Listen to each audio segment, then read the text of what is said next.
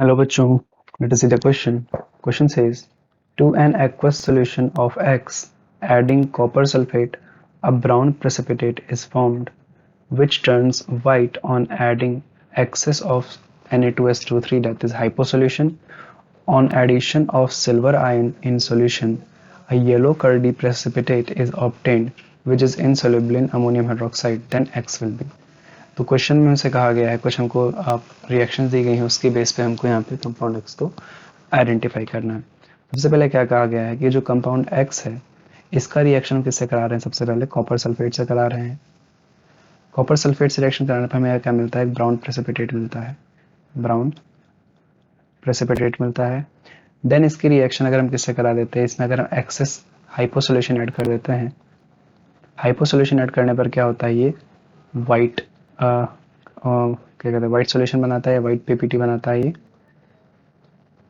Again क्या कहा गया है यहाँ पे, on addition of silver ion solution a curdy white precipitate is obtained which is insoluble in NH4OH।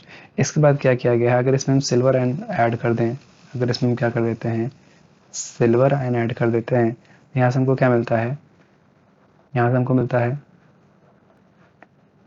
Yellow PPT मिलता है, येलो कर्डी पीपीटी मिलता है यहाँ से हमें, ठीक है। और ये क्या होता है, ये इनसॉल्युबल होता है, ये है insoluble in excess NH4OH। Ammonium hydroxide में क्या होता है, इनसॉल्युबल होता है। तो क्वेश्चन पूछा गया है कि एक्स हमको इसको आइडेंटिफाई करना है। तो आइए देखते हैं यहाँ पे। तो अगर कुछ प्रॉपर्टीज को यहाँ पे हम डिस्कस करें, क्या हो सकता है, जैसे हम अगर देखें यहाँ पे कि जो ब्राउन पीपीटी होती है, ये जो ब्राउन पीपीटी यहाँ पे प्रोड्यूस हो रही है, ब्राउन पीपीटी यूजुअली किसकी होती है, अगर ऑप्शन में देखें तो हमको यहाँ पे आयोडीन दिया गया है, और हमको पता है कि जो ब्राउन पीपीटी होती है किसकी होती है, आयोडीन गैस की होती है। आयोडीन गैस जब लिबरेट होती है, सॉरी, आयोडीन जब लिबरेट होती है तो क्या करता है, ब्राउन पीपीटी के फॉर्म में होता है, ठीक है ना।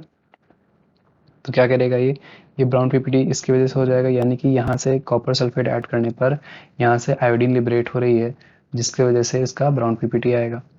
अब बात करते हैं, यानी कि जो हमारा सॉल्ट होगा, जो एक्वा सोल्यूशन जो एक्स है, उसमें क्या रहेगा, आयोडीन तो प्रेजेंट रहेगा, as an iodide ion present रहेगा।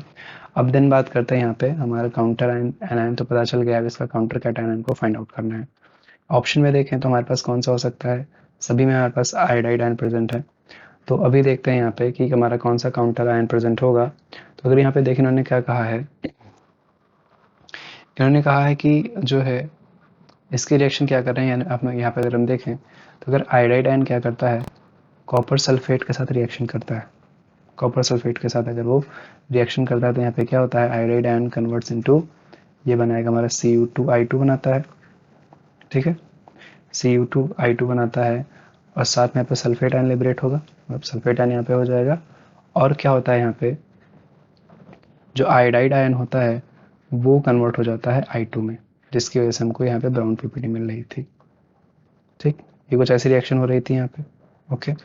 अगेन क्या कहा गया है यहाँ पे कि जो I2 है, मतलब ये हमको ब्राउन पीपीटी मिली है, इसकी रिएक्शन अगर हम हाइपोसोल्यूशन से कराते हैं, अगर हम इसकी रिएक्शन हाइपोसोल्यूशन से कराते हैं, that is an sodium thiosulphate, that is Na2S2O3, तो यहाँ पे हमको क्या मिलता है, हमको एक वाइट प्रेसिपिटेट मिलता है, और जो वाइट प्रेसिपिटेट होता है वो किसका होता है, वो होता है हमारा Na2S4O6, इसका होता है सोडियम। इसका नाम क्या है हमारा, तो इसका नाम हमारा होता है, इसको मैं बोलता हूँ, एक मिनट।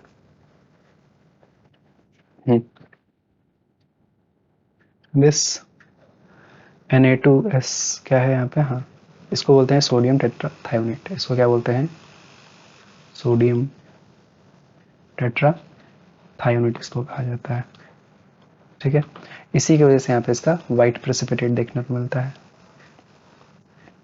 ये वाइट प्रेसिपिटेट बनाता है।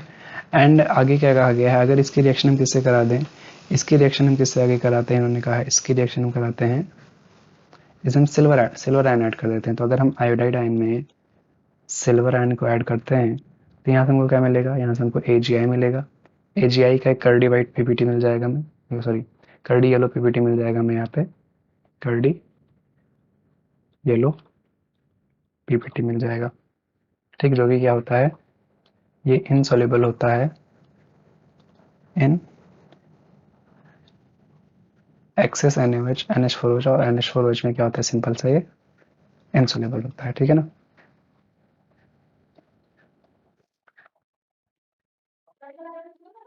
इनसोल्युबल इन NH4OH। तो यहाँ से हमने देखा कि हमारा काउंटर जो एनायन है दैट इज, तो आयोडाइड आयन हो जाएगा हमारा। अब यहाँ पे देखें आयोडाइड आयन किस में दिया गया है, तो आयोडाइड हमारा जो है ऑप्शन 1 में भी दिया है, ऑप्शन 2 में भी दिया है, 3 और 4 सब में ही दिया है। लेकिन यहाँ से हमारा सबसे सबसे अप्रोप्रिएट आंसर होगा दैट विल भी हमारा ऑप्शन डी। वो हमारा क्या होगा, ऑप्शन डी होगा, क्योंकि पोटेशियम आयोडाइड जो होता है वही हमारा क्या होता है, कॉपर सल्फेट के साथ रिएक्ट कर कर यहाँ पर, कॉपर सल्फेट के साथ यहाँ पर रिएक्ट करके यहाँ पे हमको आयोडाइड लिबरेट करता है और K2SO4 का फॉर्मेशन करता है, और यहाँ पे Cu2I2 का फॉर्मेशन करता है। ठीक है, ऑप्शन ए तो ऐसे एलिमिनेट हो जाएगा कि ये तो हमारे रिएक्शन में एज अ प्रोडक्ट मिल रहा है।